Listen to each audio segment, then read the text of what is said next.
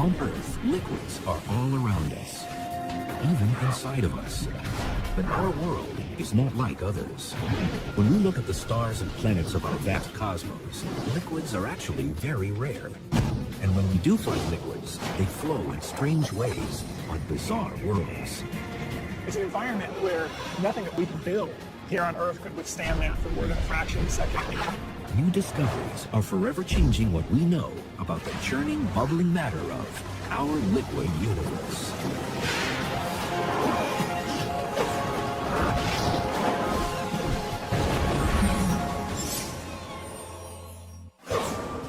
Liquids cover nearly 75% of the Earth's surface. We see them oozing from the ground or falling from the sky. And we manipulate them to power our cities and fuel our engines. But this is not the way of most of the rest of the universe. Liquids only make up a tiny fraction of all matter. Most of the universe consists of gas. Either interstellar gas, the gas between the stars, or the gas within the stars themselves, or the atmospheres of planets. The other stuff that exists is solid material. Planets are made out of solid material, but there's really very little liquid. And it's exactly what's most rare in the universe that seems to be the most important. If there were no liquids in the universe, I actually doubt that there would be life, at least life as we know it here on Earth. Looking in other planetary systems, there may be other forms of life that don't use liquidity, fluidity in some way, but right now it's difficult to imagine how that would work. So where in the universe do we find liquids? And what does it take for them to exist at all?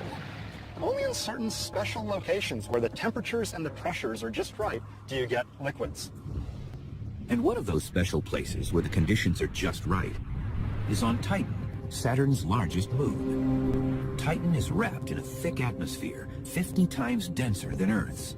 But underneath the hazy orange sky, dimly lit by a distant sun and dominated by a stunning view of Saturn, lakes glisten. If we had a webcam on Titan and we were just looking out on the scenery, you could think you were on Earth, unless there was a thermometer in the image and you saw that the temperature was hundreds of degrees below zero. A cruel 290 degrees below zero, to be exact. And the liquid isn't water, but rather methane. When we think about the worlds of our solar system, there's only two worlds that have liquids at their surface. Low-density flowing liquids that could form lakes. And that's Earth with water, and Titan with methane. But how can something that's a gas on Earth be a liquid on Titan?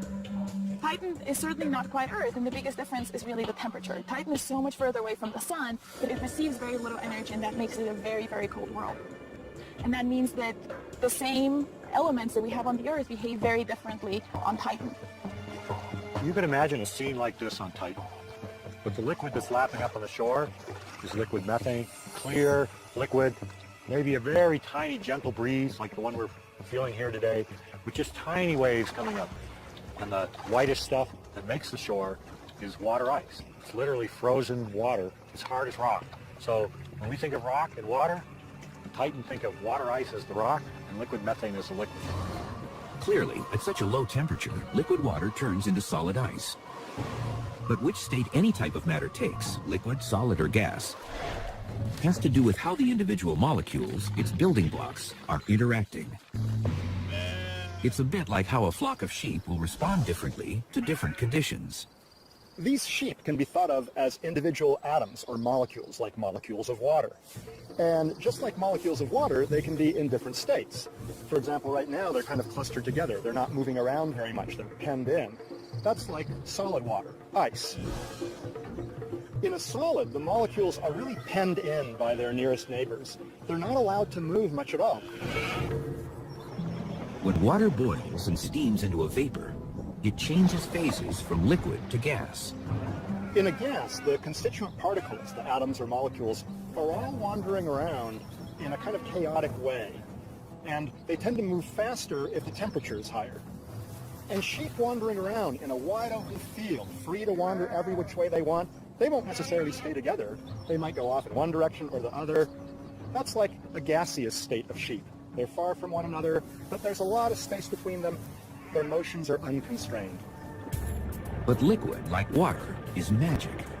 It's a state of matter in limbo, somewhere between the rigid structures of a solid and the random scatter of a gas. In a liquid, the atoms or molecules are somewhat constrained by their neighbors. They might pass each other up a little bit, but they tend to flow together. When sheep are in a flock, kind of constrained by the herders and flowing along from one place to another, that can be thought of as a liquid. They can pass each other up a little bit, but they're basically not wandering too far away from their nearest neighbors. They're all going together. They're all going with the flow, so to speak.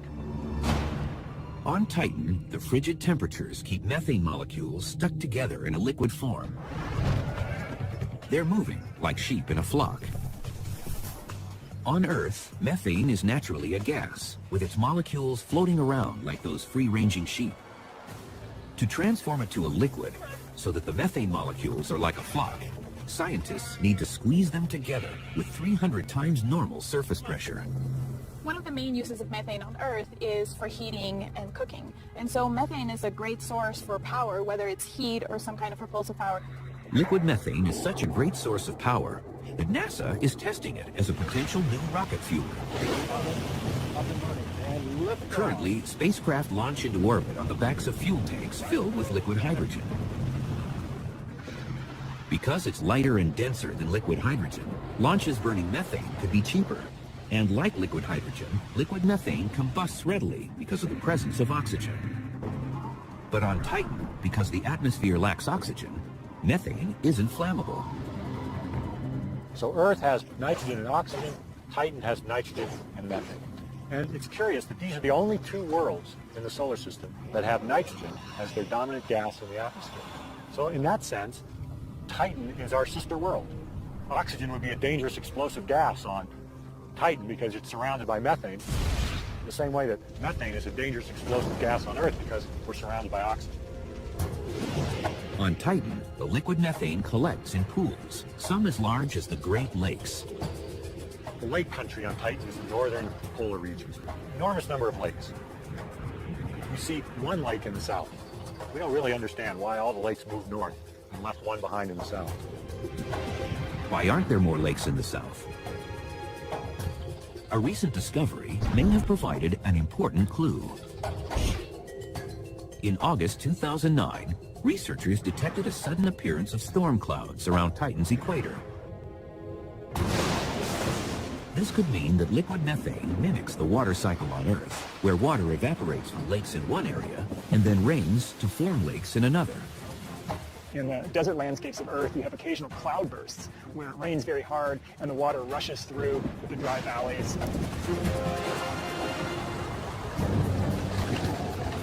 But the vast majority of Titan is sort of a methane desert. And when it does rain, it's a real cloudburst, and you have a huge flow of the surface.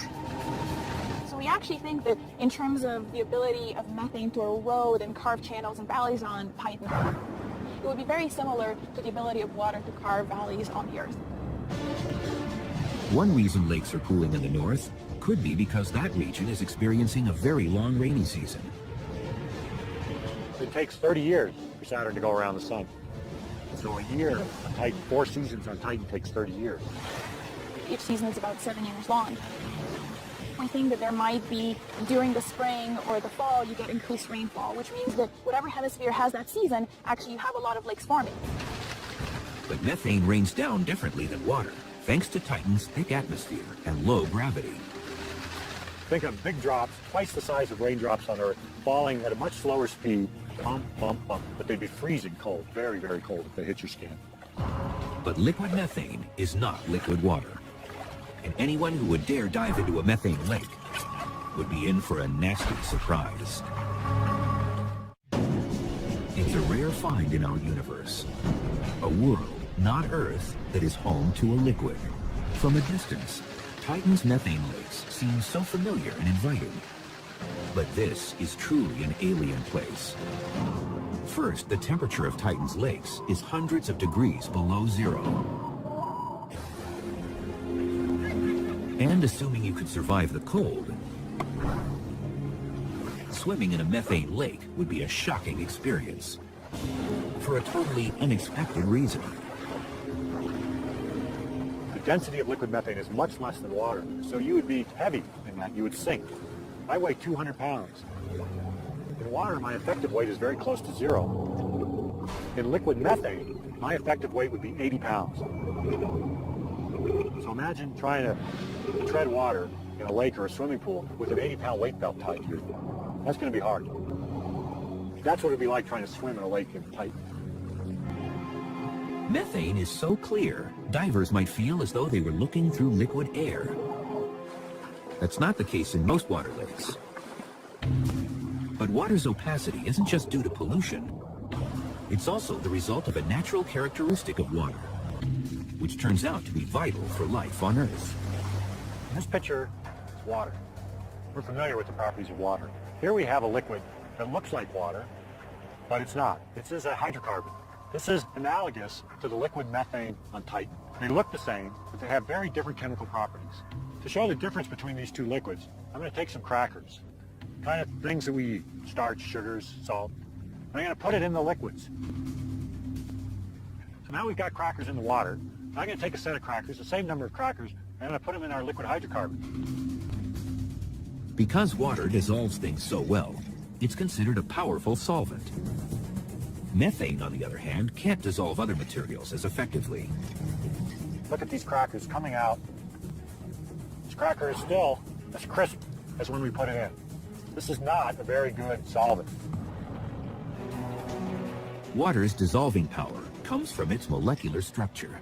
A water molecule is H2O, which means two hydrogens on oxygen, and you just think about the shape of the molecule. You've got your oxygen and two little hydrogens on one end. This structure means that one end of the water molecule has a positive charge, and the other has a negative charge. So the little water molecules are like little magnets going around, stirring things up, repelling some things, attracting other things. By contrast, methane is a weak solvent. Methane is a carbon with four hydrogens on all sides. It's even, it has no polarity, it won't break up other molecules. Since water dissolves when it contacts, it can turn itself into a rich and sometimes murky soup. So here in water, organisms that have evolved to live in a rich soup like that, they're going to be small and compact. And that's what we see on Earth. Microorganisms are small and compact. They can get their nutrients from the water. But methane could be an appealing liquid for a different kind of life form. Imagine an organism on Titan looking at Earth and seeing the liquid water. Would just be appalled that anything would want to live in such a reactive, hot, aggressive liquid. And it would think, geez, that can't be life on Earth. The liquid there is much too difficult to manage. Any alien visitors might immediately be drawn to Titan or Earth because liquids flow right on the surface. Over 300 million trillion gallons of water slosh around on Earth alone. But that might not impress interstellar travelers very much, because none of Earth's 7 seas are the biggest or deepest oceans, even in our solar system.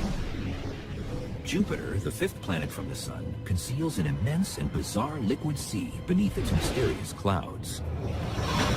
Reaching this liquid would require a spacecraft far beyond the limits of modern technology. It would have to somehow withstand incredible pressures and, more importantly, be able to stand up under temperatures that are much hotter than the surface of the sun. At 1,400 times the volume of Earth, this giant planet is mostly made up of hydrogen and helium gas. But miles and miles beneath those clouds, there's a point where the weight of that atmosphere gets so intense, gas turns into liquid. Lots and lots of liquid.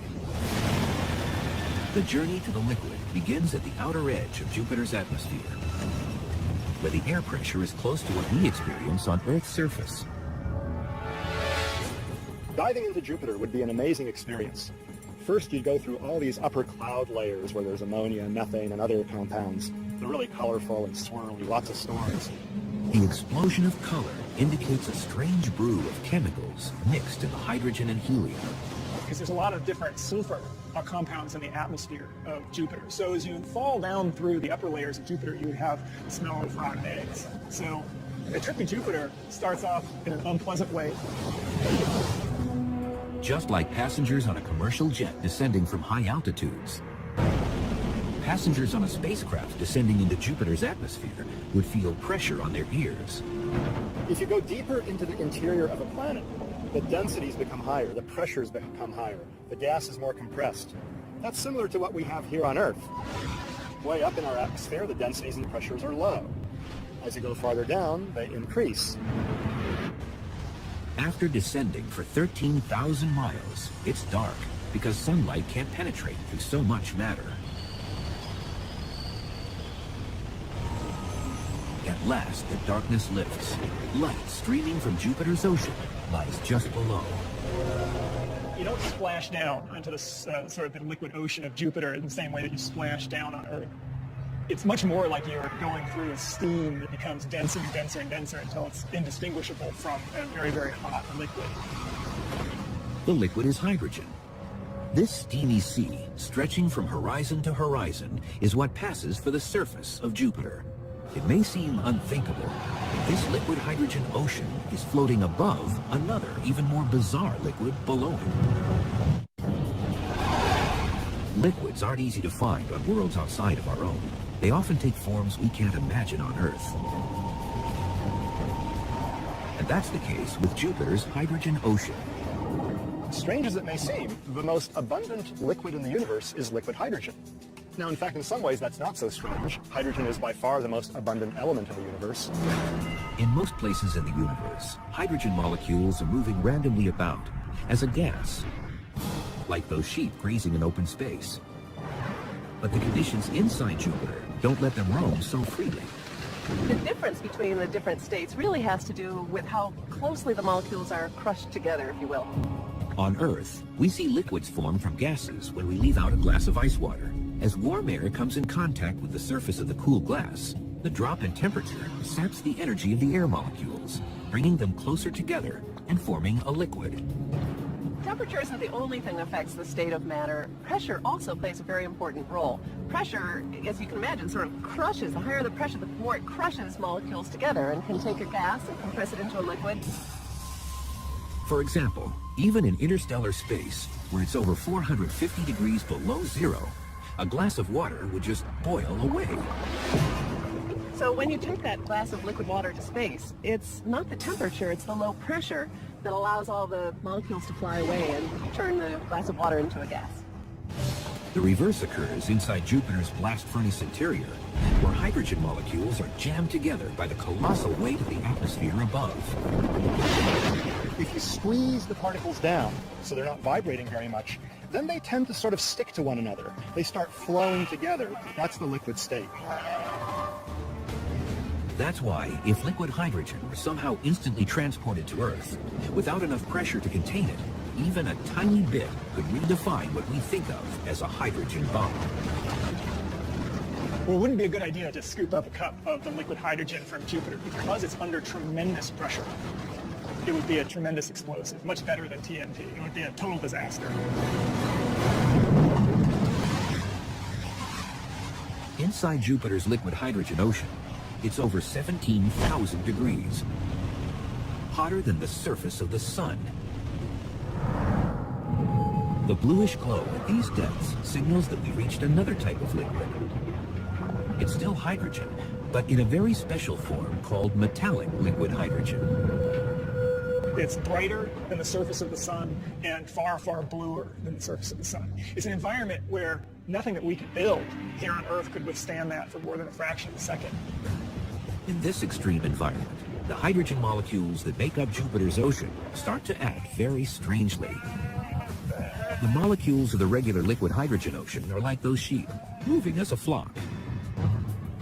Or better yet, more like what's happening inside of an amusement park, when bumper cars are streaming around a rink. So what makes a liquid is the ability of the atoms and molecules to slide past each other. The atoms are free to move and jostle around, much like these bumper cars or this bumper car ring. They can't fly freely, but they are changing their neighbors all the time. Inside each hydrogen atom, whether it's in a gas or liquid form, a single electron is bound to its nucleus, buckled into the driver's seat of its own atomic bumper car. but at the surface of Jupiter's metallic liquid hydrogen, a depth where the pressure reaches 3 million times what we experience on Earth's surface, the hydrogen molecules are freaking out. The liquid hydrogen actually becomes liquid metallic hydrogen. Now, what I mean by that is that the liquid hydrogen starts conducting electricity and heat really well. Inside Jupiter's metallic liquid hydrogen, electrons are jumping from molecule to molecule, splitting away from their own nucleus and finding another home.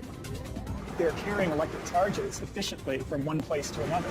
And the transport of electric charges, that's the current. That's what allows current to flow. And you sure wouldn't want to be there if someone were to discharge a big bolt of lightning or something like that, because that electricity would travel easily through the liquid metallic hydrogen, zapping you, completely frying you. The closest thing to metallic liquid hydrogen on Earth is liquid steel. When they pour the liquid steel out of the cauldron, it's glowing hot, it's flowing, it's conductive of electricity. That's very much like the interior of Jupiter would be like. You could be down there. Inside Jupiter, the metallic liquid hydrogen is different from the regular liquid hydrogen because it's conducting electricity. So the fact that the electrons are able to flow freely inside means that you can have strong electric currents in the interior of Jupiter. And whenever you have a fluid that has strong electric currents, then it will create a magnetic field.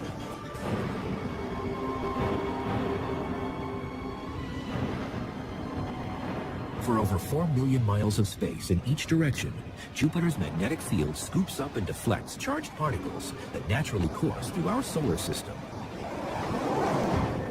But the largest and most powerful magnetic fields in the universe shoot out from curious stellar corpses known as neutron stars.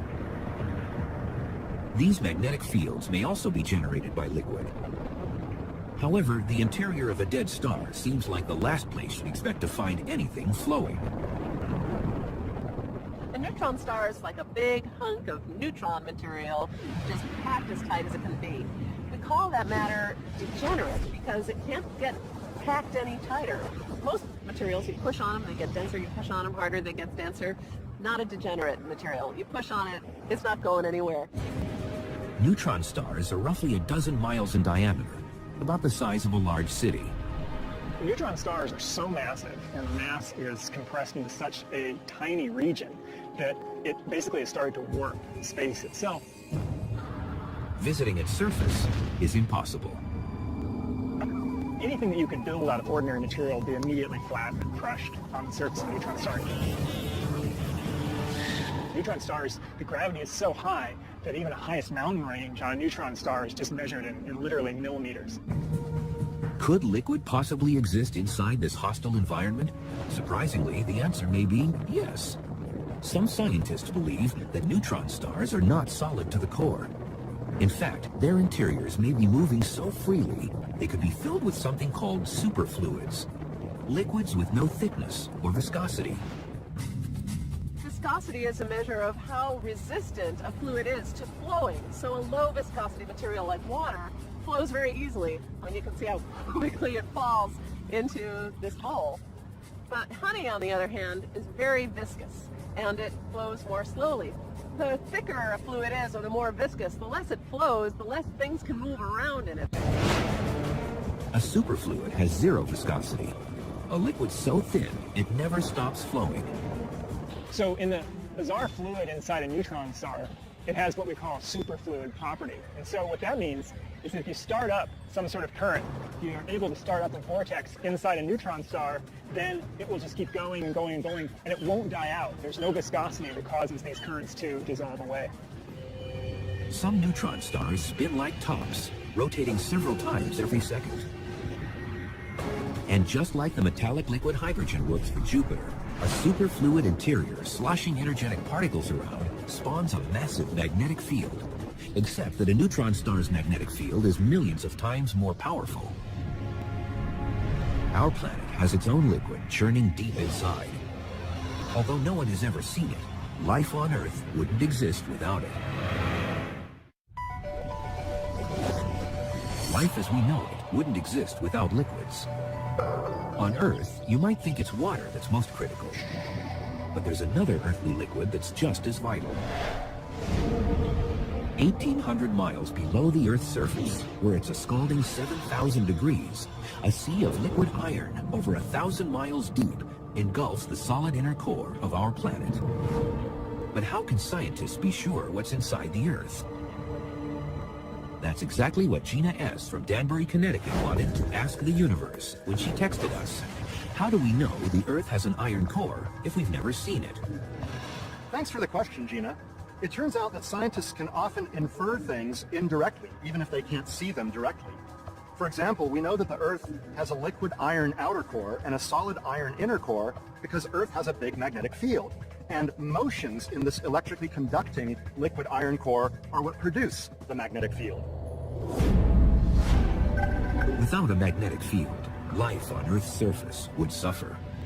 If it didn't exist, then all these charged particles coming from the sun and from outer space would go zipping through our atmosphere and interact with living cells, causing lots more cancerous mutations. Unlike at the core, the conditions at the Earth's surface freeze iron into a solid so strong we turn to it when we need to construct tall office towers or long bridges. But in distant corners of the galaxy, there are worlds so naturally hot and dense that iron is nothing more than a steamy drizzle. They're out there, mostly overlooked and misunderstood. Too big to be planets and too small to be stars. They're known as brown dwarfs.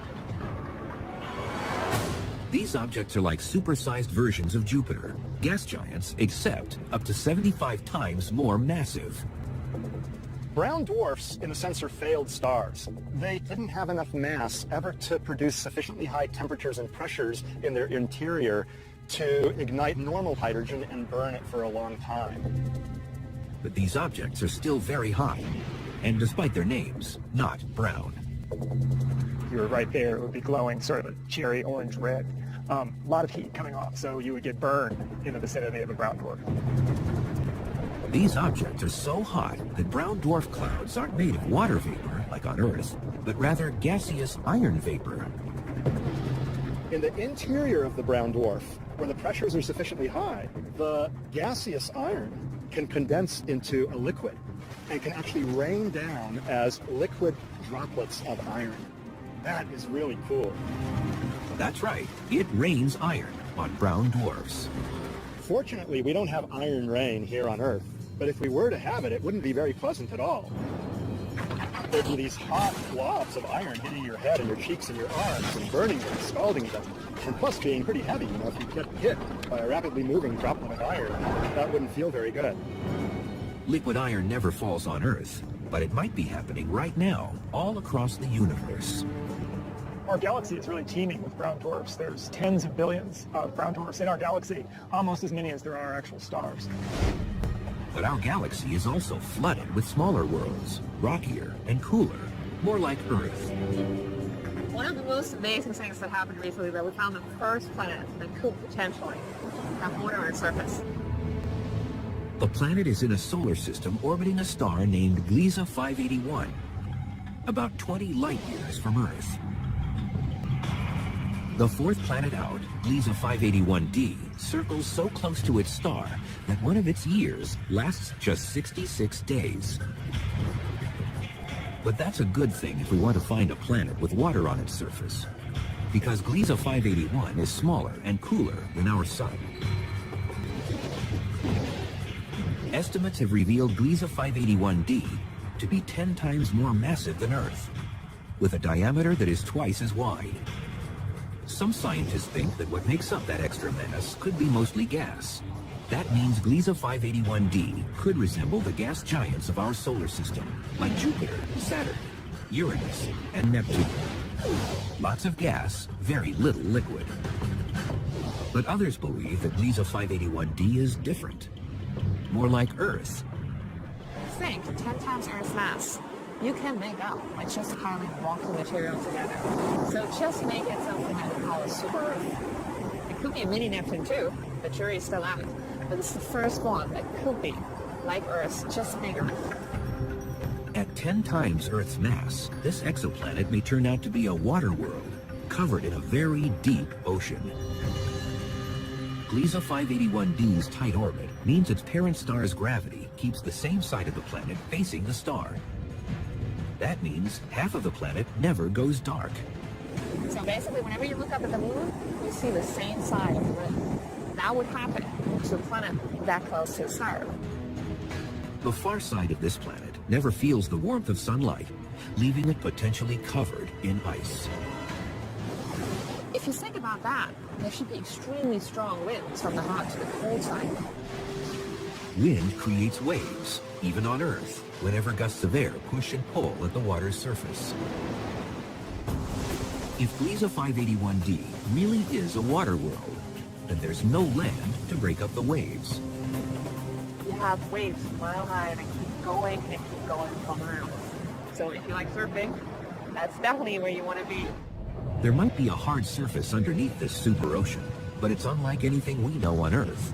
It's a state of solid water known as Ice 7.